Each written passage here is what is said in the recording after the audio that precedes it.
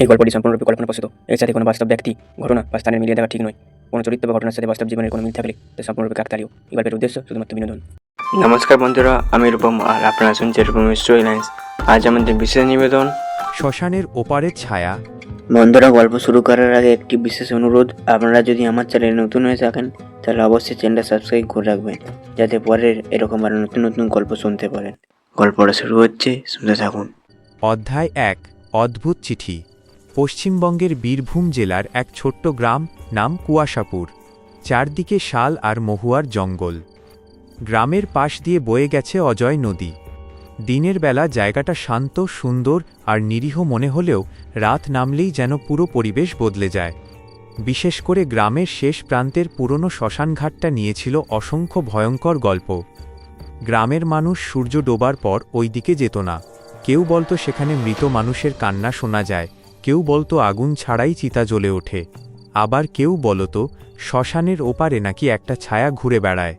সেই গ্রামেই বহু বছর পর ফিরল অর্ণব। অর্ণব কলকাতায় সাংবাদিকতা করত।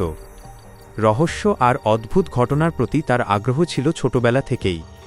কিন্তু কুয়াশাপুর ছেড়ে যাওয়ার পর আর কখনো ফিরে আসেনি, কারণ এই গ্রামটার সঙ্গে জড়িয়ে ছিল তার জীবনের সবচেয়ে ভয়ঙ্কর স্মৃতি, তার বাবার রহস্যময় মৃত্যু। গ্রামে পৌঁছানোর পর থেকেই অর্ণব বুঝতে পারল কিছু একটা বদলে গেছে। লোকজন তাকে দেখে ফিসফিস করছে, অনেকের চোখে আতঙ্ক। বাড়িতে ঢুকতেই তার কাকিমা মলিনা দেবী কাঁপা গলায় বললেন, তুই কেন এলি অর্ণব? এখানে এখন ভালো কিছু নেই।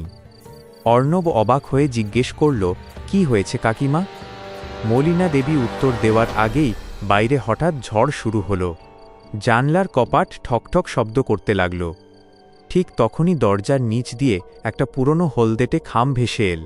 অর্ণব খামটা তুলে দেখল তার নাম লেখা, কিন্তু সবচেয়ে অদ্ভুত বিষয় ছিল খামের ওপরে লাল কালি দিয়ে আঁকা একটা চিহ্ন। ঠিক একই চিহ্ন সে ছোটবেলায় তার বাবার ডায়েরিতে দেখেছিল। খাম খুলতেই ভেতরে মাত্র একটা লাইন লেখা, শ্মশানের ওপারের ছায়া ফিরে এসেছে।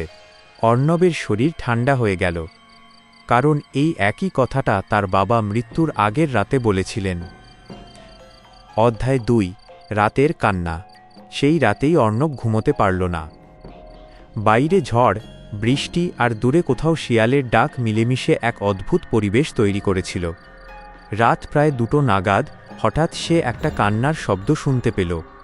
একটা মহিলার কান্না। শব্দটা আসছিল বাড়ির পিছনের বাঁশবাগান থেকে।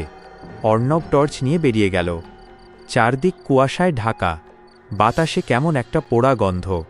হঠাৎ টর্চের আলো পড়ল একটা সাদা শাড়ি পরা মহিলার উপর। মহিলাটা বাঁশবাগানের মাঝখানে দাঁড়িয়ে কাঁদছে। অর্ণব ডাকল, কে আপনি? মহিলাটা ধীরে ধীরে মুখ ঘোরাল, আর অর্ণবের বুকের রক্ত যেন শুকিয়ে গেল, কারণ মহিলার মুখ বলে কিছু ছিল না। পুরো মুখ কালো পোড়া দাগে ভরা, চোখ দুটো ফাঁকা। এক মুহূর্তের মধ্যে মহিলাটা মিলিয়ে গেল কুয়াশার মধ্যে। ঠিক তখনই অর্ণবের পিছন থেকে একটা কর্কশ গলা ভেসে এল, ওকে দেখেছিস? অর্ণব ঘুরে দেখল গ্রামের বৃদ্ধ শ্মশানরক্ষক হরিনাথ দাঁড়িয়ে আছে। হরিনাথ ফিসফিস করে বলল, ও ফিরে এসেছে, এবার কেউ বাঁচবে না। অধ্যায় ৩। অভিশপ্ত ইতিহাস। পরদিন সকালে অর্ণব হরিনাথের কাছে গেল। হরিনাথ প্রথমে কিছু বলতে চাইছিল না, কিন্তু অনেক অনুরোধ করার পর সে গ্রামের পুরনো ইতিহাস খুলে বলল। প্রায় ৩০ বছর আগে কুয়াশাপুরে থাকত এক মহিলা, নাম শ্যামলী। লোকেরা বলতো সে ডাইনি, কারণ গ্রামের যেখানেই মৃত্যু হতো আগের রাতে নাকি শ্যামলীকে সেখানে দেখা যেত। একদিন গ্রামের কয়েকজন মানুষ তাকে ধরে শ্মশানের পাশে জীবন্ত পুড়িয়ে মারে। মরার আগে শ্যামলী নাকি বলেছিল, আমি ফিরব, সবাইকে নিয়ে যাব। তারপর থেকেই শুরু হয় অদ্ভুত মৃত্যু। এক একজন মানুষ রাতে উধাও হয়ে যেত। পরে তাদের মৃতদেহ পাওয়া যেত শ্মশানের পাশে। অর্ণব জিজ্ঞেস করল, আমার বাবার মৃত্যুর সঙ্গে এর সম্পর্ক আছে?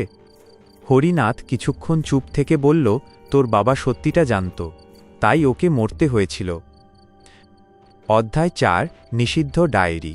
বাবার পুরনো ঘর ঘাঁটতে গিয়ে অর্ণব একটা কাঠের বাক্স পেল। তার মধ্যে ছিল একটা ডায়েরি। ডায়েরির পাতাগুলো হলদেটে হয়ে গেছে, অনেক জায়গায় কালি ছড়িয়ে গেছে। শেষের পাতাগুলো পড়তে পড়তে অর্ণবের হাত কাঁপতে লাগল।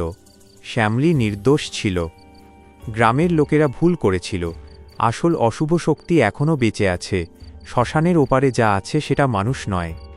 এর পরের পাতায় কাঁপা হাতে লেখা, ও আমাকে দেখছে। ঠিক তখনই ঘরের দরজা ধীরে ধীরে বন্ধ হয়ে গেল।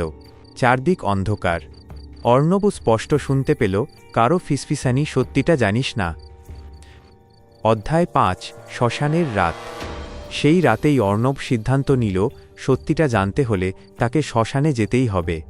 রাত 12টার পর সে টর্চ আর বাবার ডায়েরি নিয়ে বেরিয়ে পড়ল। শ্মশান ঘাটে পৌঁছাতেই চারদিকের বাতাস যেন হঠাৎ ঠান্ডা হয়ে গেল। দূরে একটা চিতা নিজে থেকেই জ্বলছে, কিন্তু সেখানে কোনো মৃতদেহ নেই।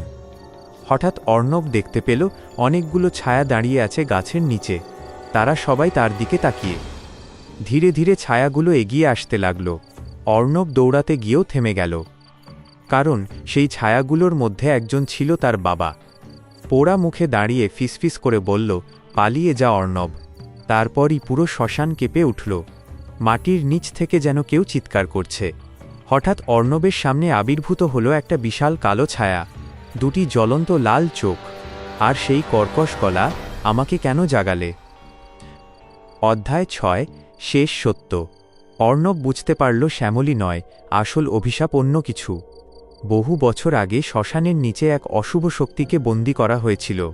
শ্যামলী সেটা জানত, তাই তাকে মিথ্যে অপবাদ দিয়ে মেরে ফেলা হয়। অর্ণবের বাবা সত্যিটা খুঁজে পেয়েছিলেন, তাই সেই শক্তি তাকে হত্যা করে। এখন সেই শক্তি পুরোপুরি জেগে উঠেছে। হঠাৎ চারদিকে মৃত মানুষের ছায়া ঘিরে ধরল অর্ণবকে। তাদের মধ্যে শ্যামলীও ছিল, কিন্তু এবার তার মুখে ভয় নয়, দুঃখ। সে ফিসফিস করে বলল, ওকে থামাও। অর্ণব বাবার ডায়েরির শেষ পাতাটা খুলল। সেখানে লেখা ছিল এক অদ্ভুত মন্ত্র। কাঁপা গলায় সে মন্ত্র পড়তে শুরু করল। সঙ্গে সঙ্গে পুরো শ্মশান কেঁপে উঠল। কালো ছায়াটা বিকট চিৎকার করতে লাগল। চারদিকে আগুন ছড়িয়ে পড়ল। এক মুহূর্তের জন্য অর্ণব দেখতে পেল শত শত আত্মা মুক্তি পাচ্ছে। শ্যামলী ধীরে ধীরে হাসল।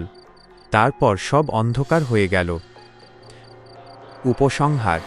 পরদিন সকালে গ্রামের মানুষ শ্মশানঘাটে অর্ণবকে অজ্ঞান অবস্থায় খুঁজে পায়। কিন্তু আশ্চর্যের বিষয়, বহু বছরের মধ্যে সেই প্রথম কুয়াশা পড়ে আর কোনো অদ্ভুত মৃত্যু ঘটেনি।